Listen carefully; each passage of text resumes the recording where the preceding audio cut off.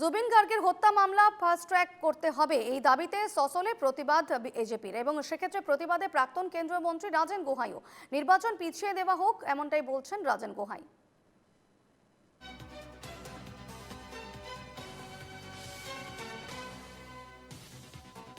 জুবিন গার্গের হত্যা মামলা fast track করতে হবে এমনটাই দাবি সসলে প্রতিবাদ এজিপি কর্মী সমর্থকদের নির্বাচন পিছিয়ে দেওয়া হোক বলছেন রাজেন গোহাই।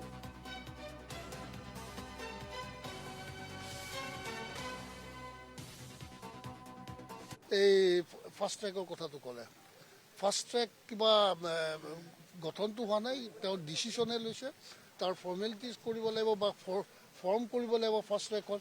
সেইটো কিমান টাইম লয় কি কথা নাই আৰু খালি ৰাইজক দেখুৱাই এটা ঘোষণা কৰিব লাগে, সেই ঘোষণাটো কৰি তেওঁ বাহবা ল'ব খুজিছে। গতিকে মানুহে এইচব কথা তেওঁৰ ভণ্ডামি চতুৰালি যদি বুজি নাপায় আজিও, তেতিয়াহ'লে ৰাইজটো এদিন বহুত ডাঙৰ বিপদত পৰিব। এইটো এটা চতুৰালি, যিহেতুকে তেওঁ আজিও আমি এইটো সিদ্ধান্ত ল'ম বা লৈছোঁ বুলি তেওঁ হয়তো গম পায়, তাৰ আগতে তেওঁ ভাবিলে যে এওঁলোকৰ পদক্ষেপটো আমি ইউজলেছ কৰি দিওঁ, সেইকাৰণে ভাবি পেলাই তেওঁ দিলে সেইটো ঘোষণা কৰি যে আমি ফাষ্ট ট্ৰেক ফৰ্ম কৰিম বা ঘোষণা কৰিম। তেওঁ ঘোষণা কৰিছে বা ডিচিশ্যন লৈছে, কিন্তু এতিয়ালৈকেতো ফৰ্মেলিটিজ একো আৰম্ভ কৰা নাই।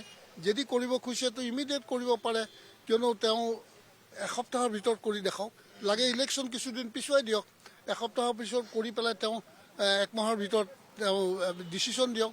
লেহেমীয়া কৰাৰ কাৰণটোৱে এইটো যে তেওঁ সেইটোতো জানে আৰু ডিলে টেকনিক্স এটা আছে যিটোৰ দ্বাৰা মানুহক পাহৰাই দিব খুজিছে বা ইতিমধ্যে তেওঁ বহুতখিনি সফলতাও লাভ কৰিছে।